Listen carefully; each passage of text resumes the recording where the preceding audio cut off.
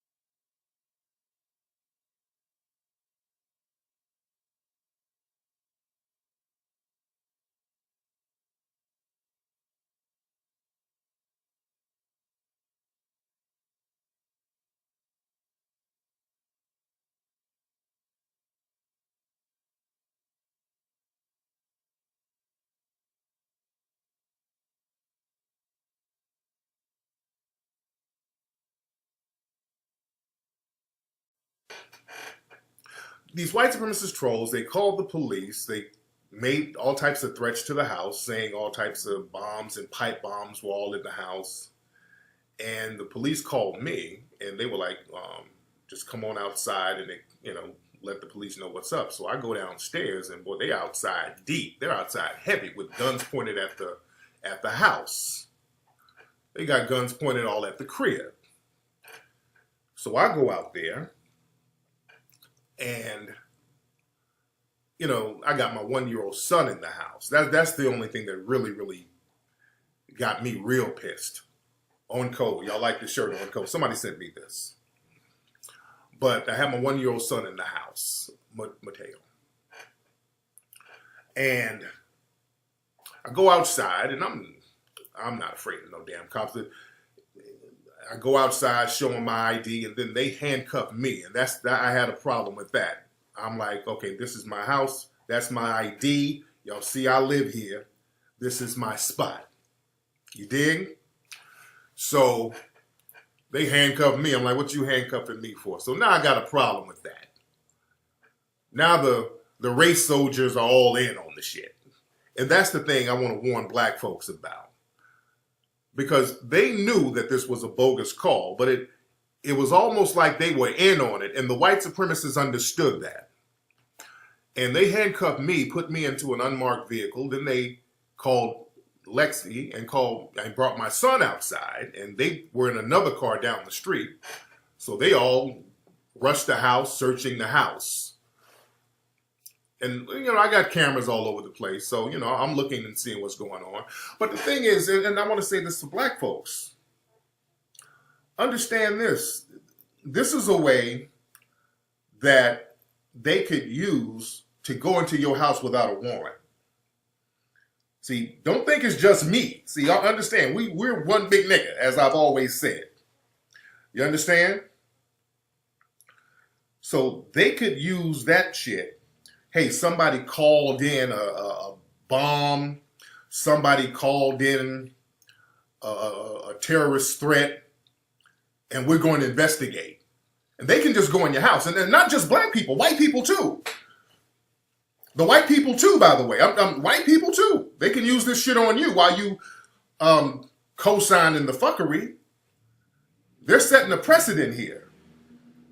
They can go in your house too, doing the same thing. They can show up to your house without a warrant and say, hey, some random person is swatting you, so we're going to detain you and just go in your house anyway, without a warrant.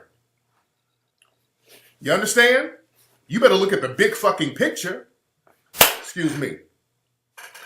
And the thing is, the media keeps trying to frame this narrative as swatting. This wasn't swatting. White people get swatted. Black people get targeted hits. This was an assassination attempt. These white supremacists were hoping that these race soldiers were going to shoot me at my house, which they probably would have. Am I lagging? Can y'all see me? Okay, my internet connection is so damn janky. I want y'all to be able to see me. Can y'all see me? We good? You dig? But understand, they keep trying to frame the narrative as swatting. And this ain't no damn swatting. This is a targeted hit. This was an assassination attempt. They were trying to get me killed. They did it for the sole purpose of trying to get me killed. This was a terrorist attack. And notice the media keeps trying to say swatting. Swatting, that's minimizing it. Swatting, that's a way to minimize the perpetrator. Because swatting is like a little misdemeanor. It's not even a serious thing. They say, well, swatting is a practical joke. Even the police report they filled out, swatting is not a legal term, by the way. There's not a legal term for swatting. That's some shit for the media. The legal term is making a false report. That ain't shit. And if you look at my police report, I should have brought the police report in. That's what they have. They had military grade officers and weapons out here all around my house with terroristic threats being made. But the report says filing a false police report or making a false police call. That's the way to minimize it. Because understand, and this is what they do. This is the white supremacists getting on code with each other. Remember Stevante Clark up there in I think Sacramento where he is? He went to jail for making a false police call or something, calling 911, making a false call. And I think his bail is $1 million fucking dollars. So they didn't give him no slap on the wrist. I think they framed that into a terroristic threat type of narrative. You understand? They framed that into a terroristic threat type of narrative. So what they were really trying to downplay it. Yeah, if you black, it's a felony. So they were really trying to downplay it. But the thing is, I want black people to see the bigger picture. That can happen to you. All they have to do is say some internet geek made a prank call and swatted you, and we had to come out and investigate. We had to come on out and search your house without a warrant. You understand? And they can potentially kill you. They can use that to kill you. Ain't no such thing as swatting when it comes to black people. Tamir Rice was swatted, if we want to use that word, which he wasn't swatted. That was a targeted hit.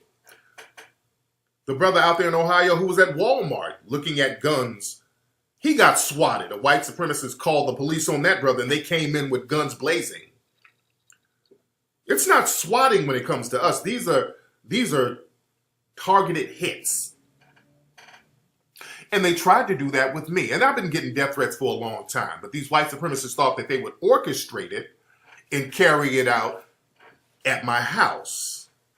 They thought they were clever. Because they've been trying to orchestrate these hits at like Starbucks. This is why they call the police on black people at the park. They're trying to orchestrate hits on black people in public places. They're trying to do it in public places. You barbecue, they call the police on you.